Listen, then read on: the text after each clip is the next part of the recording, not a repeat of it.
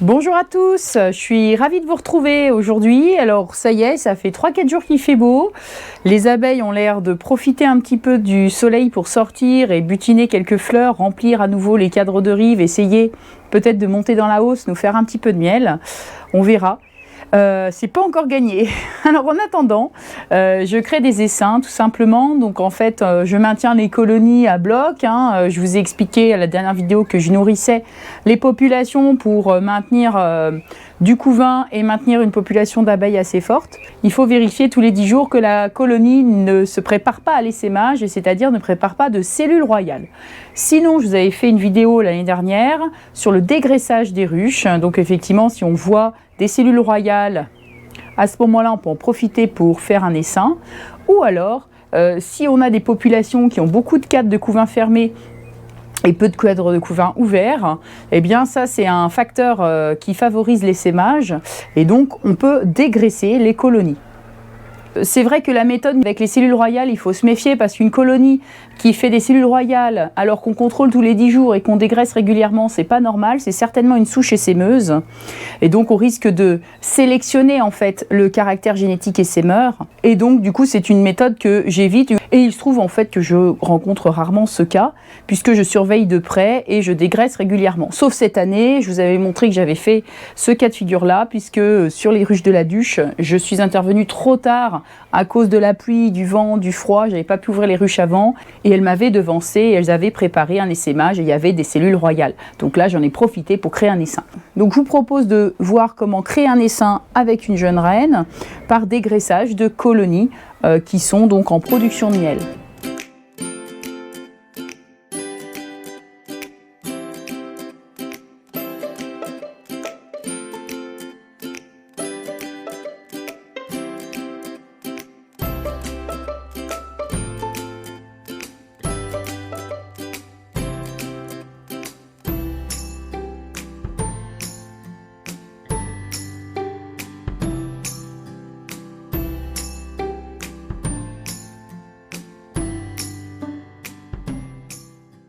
Donc là, j'ai racheté un peu de matériel. Là, j'ai des ruchettes, donc 2 ruchettes neuves pour créer les essaims. Alors, on peut très bien créer des essaims dans des ruches avec des partitions. Donc là, la ruchette, je vais la peindre avec une peinture spéciale. Donc là, j'ai 2 peintures, 2 marques différentes, peu importe. C'est une peinture spéciale, non toxique pour les abeilles. Et puis donc les ruchettes, juste pour vous montrer. Donc ce que j'utilise, c'est une ruchette en bois, ruchette 6 cadres, avec un fond donc semi-aéré. Pourquoi ? Parce que les jeunes essaims sont souvent faibles et il peut y avoir des abeilles qui tournent autour du fond et ça stresse les colonies. Le frelon aussi, le frelon asiatique qui peut stresser les colonies en attaquant par-dessous. Donc je trouve que pour une ruchette, c'est mieux d'avoir un fond plutôt plein. Au contraire des ruches où j'ai des fonds nicoplastiques, et je vous avais expliqué, moi ce que j'aime bien, c'est souvent glisser une plaque d'hivernage que je laisse assez longtemps en saison pour pouvoir compter mon varroa. Donc finalement, j'ai des fonds quasiment pleins presque toute la saison. Donc ensuite, évidemment, j'ai un couvre-cadre, voilà, qui va venir se placer sur la colonie. Et puis, un toit tôlé. Alors, on n'oublie pas aussi l'apifaume, l'isolant, pour les toits tôlés, parce que les toits tôlés, en fait, ça isole assez mal de la chaleur. Donc, c'est vrai que c'est bien de rajouter un petit isolant. Voilà, et puis je fixe le fond, du coup, de la ruchette sur le corps de la ruchette avec des fixes éléments. Allez, c'est parti pour la peinture.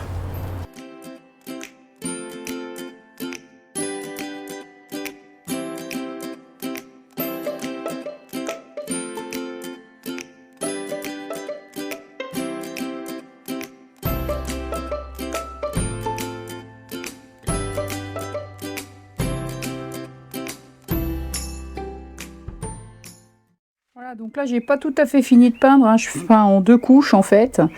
Donc j'attends que ça sèche et puis je passerai une 2e couche. Bon voilà, super hâte d'être demain. Demain je réceptionne des reines. Alors je vous ai pas dit où j'avais acheté mes reines fécondées. Je les ai achetées donc chez Léandre, une saison aux abeilles, chaîne YouTube que je suis d'ailleurs. Donc ces reines sont des Buckfast et donc je vais tenter 4 essaims avec ces reines. Allez, j'ai trop hâte à demain. À tout de suite pour vous. Je suis super contente. Donc j'ai reçu mes reines d'une saison aux abeilles. Merci à Léandre pour l'envoi. Donc on va regarder un petit peu dans quel état elles sont. Normalement en bon état, j'espère. Voilà, donc est-ce que tout est bien vivant? On va voir ça, oui, hein, apparemment. Voilà, donc c'est super, elles sont collées comme ça pour pas tomber. Ah, donc elles sont accrochées pendant le transport, hein, les cagettes sont un petit peu collées.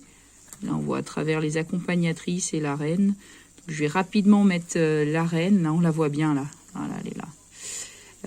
Donc dans la colonie que je viens d'orpheliner il y a moins de 2 heures. Allez. Voilà, on y est, ça y est, c'est aujourd'hui l'introduction de reines fécondées dans un jeune essaim. Donc premier objectif, c'est d'ouvrir des ruches, soit en production de miel, soit des ruches non-valeurs qui vont me permettre de me donner des cadres de couvain.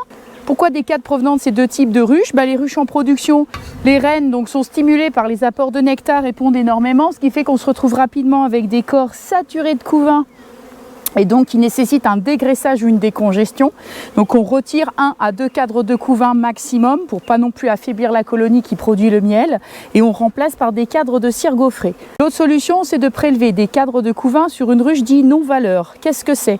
C'est une colonie qui a démarré au printemps relativement faiblement. Donc c'est une reine qui pond mal en général, soit elle a été mal fécondée l'année d'avant, soit vous avez un remérage, bref votre colonie ne vous a pas produit de miel et donc vous pouvez profiter des cadres de couvain de cette colonie pour créer une population orpheline. Dans tous les cas, la génétique de la population que vous allez sélectionner ne sera pas récupérée puisqu'on va introduire une reine fécondée. Et donc c'est la génétique de la reine fécondée, celle que vous avez achetée ou produite, qui sera donc responsable de la descendance et donc de la génétique qu'il y aura dans la future colonie. Dans ma ruchette, qu'est-ce que j'ai? Donc dans ma ruchette, j'ai donc mon petit candy protéiné. Alors ça permet en fait aux abeilles d'avoir un bon démarrage en nourriture puisque cette année je n'ai plus de cadre de réserve puisque cette année ils ont déjà été tous distribués pendant la longue période de froid en début de printemps. Donc là j'ai simplement mis un cadre bâti, on voit quand même qu'il y a un petit peu de pollen. Alors c'est pas un très joli cadre bâti, voilà, mais bon c'est toujours mieux que rien. C'est-à-dire qu'en fait la reine va pouvoir pondre immédiatement dedans. Je vais déposer également un cadre de cire gaufrée sur le côté. Et puis ces deux cadres-là de cire gaufrée vont en fait être donnés à la ruche qui va me donner les cadres de couvain. Donc les cadres de couvain de cette ruche par exemple vont aller dans cette ruchette et les cadres de cire gaufrée vont aller dans la ruche donneuse.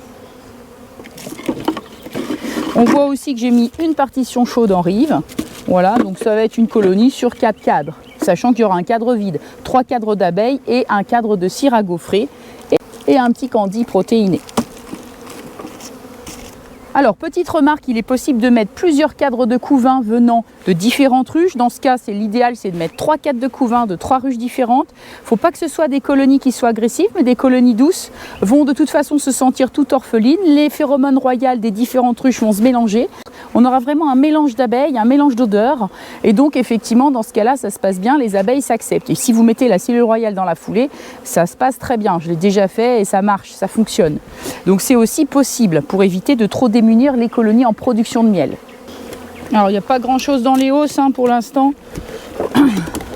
C'est plutôt vide. Allez. Alors bien sûr, il faut que je m'assure que je n'ai pas la reine. Parce que si j'emporte la reine, c'est quand même fort débile. Une des deux reines va être tuée. Donc voilà. Donc je vais prendre ce cadre de couvain là par exemple. Voilà, il y a du nectar d'ailleurs. Il y a du couvain donc operculé. Il est pas mal. Que je marque mes reines, donc normalement ici je n'ai pas la reine, mais je vais quand même toutefois vérifier sur les autres cadres que la reine est bien présente. Voilà, donc là je prends un cadre de couvain ici. Voilà, je laisse les abeilles sur le cadre. Voilà, je ferme pour l'instant.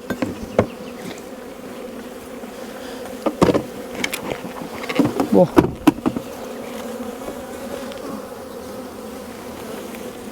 Voilà, donc là j'ai un deuxième cadre de couvain, assez joli également. Hop, je décale pour l'instant. Là j'ai un cadre qui est en train d'être pondu. Voilà, ma reine est ici, hein, d'accord? Donc j'ai bien la reine dans la ruche.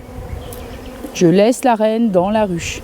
Une fois que j'ai la reine, c'est pratique. Je sais que tous ces cadres-là, potentiellement, je peux les prélever puisque la reine est là.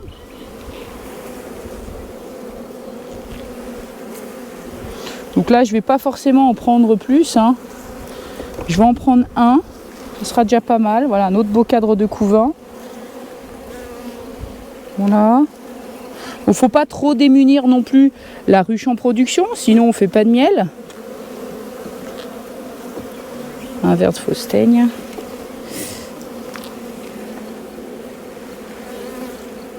Ouais, là c'est un cadre de cire gaufrée. D'accord. C'est une colonie, la reine n'est pas génialissime.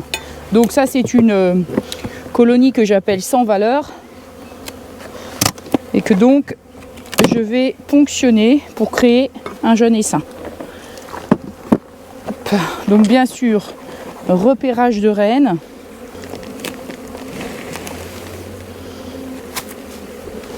Alors, voilà, un petit peu de réserve, j'avais siroté, donc c'est normal. Ça brille, c'est le sirop. Voilà, donc là j'ai un cadre de couvain, pas exceptionnel. Donc là c'est du couvain qui va naître et là on a du jeune couvain pondu. La reine ne doit pas être très loin.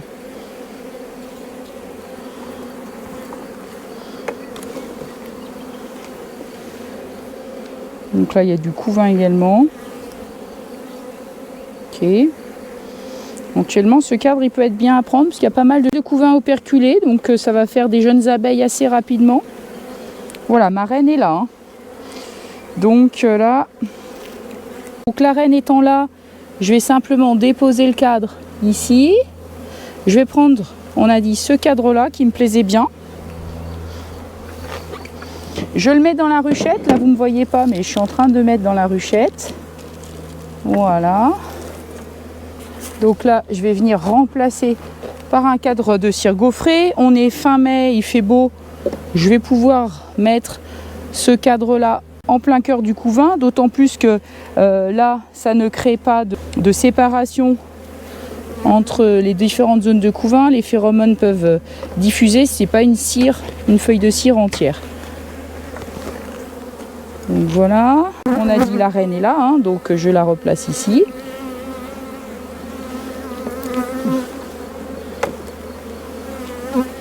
Un autre cadre de couvain, super. Donc ça, à la limite, je pourrais presque le prendre aussi. Pour être sûr que l'autre colonie parte bien. Voilà, celui-là aussi, super, il est beau. Voilà, donc celle-ci, je vais la stimuler un petit peu, lui remettre un petit peu de sirop.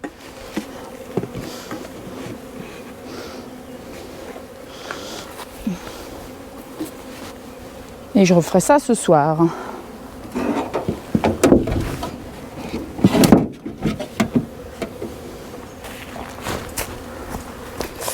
Voilà, ça y est, ma ruchette est prête.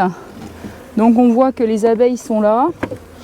Hein, donc je vais introduire en fait la reine fécondée.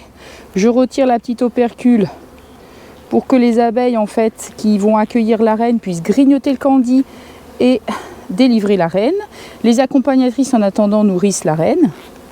Donc on va placer la reine ici, donc au cœur entre les cadres comme ceci et bien au centre. Et l'idée pour pas que la cagette tombe, hein, c'est de bloquer comme ça la petite cagette. Donc grâce au petit morceau de plastique ici. Le pain de candy, je vais le remettre ici tranquillement. Les abeilles vont de toute façon le consommer, je me fais pas de soucis. Hop. Et donc ça, je vais laisser ça donc tranquille pendant une semaine. Et dans une semaine, je viendrai voir si la reine pond. Voilà, donc là ici la ruchette va rester sur place sur le même rucher sur lequel j'ai pris les cadres de couvain pour créer donc le petit groupe d'abeilles orphelines. Pourquoi? Parce que du coup ça permet une meilleure acceptation des reines. Les butineuses vont retourner à la ruche mère et donc là j'aurai que des jeunes abeilles normalement dans cette ruchette, plus les abeilles qui vont naître, hein, bien sûr, issues du couvain fermé. J'ai surtout favorisé la ponction de couvain fermé du coup on va avoir une bonne acceptation de la reine. J'ai fonctionné comme ça l'année dernière avec d'autres reines commandées ailleurs, c'est de la Carnica. Et voilà, ça s'est très bien passé. J'avais fait ça un peu tardivement en saison, donc c'est vrai qu'elles ont eu du mal après à recréer. Donc j'avais des populations qui étaient très moyennes en fin d'été. Donc c'est pour ça que là j'ai décidé de commander des abeilles plutôt au mois de mai pour constituer vraiment des belles colonies pour hiverner et démarrer très fort au printemps 2022 en espérant que le printemps 2022 existe, pas comme le printemps 2021. Voilà, donc fin de cette petite vidéo, j'espère que ça vous a plu. Je vous ai emmené avec moi et je vous ai montré un petit peu comment je procédais. Je vais vous faire une vidéo sur la théorie de la création des essaims. On se retrouvera en salle de classe et puis je vous expliquerai tout ça sur un diaporama sur vidéoprojecteur. J'ai essayé donc de résumer les différentes techniques de création de dessins et surtout celles que je pratique moi. Donc voilà, on se retrouve tout bientôt. Allez, bon courage à tous, salut!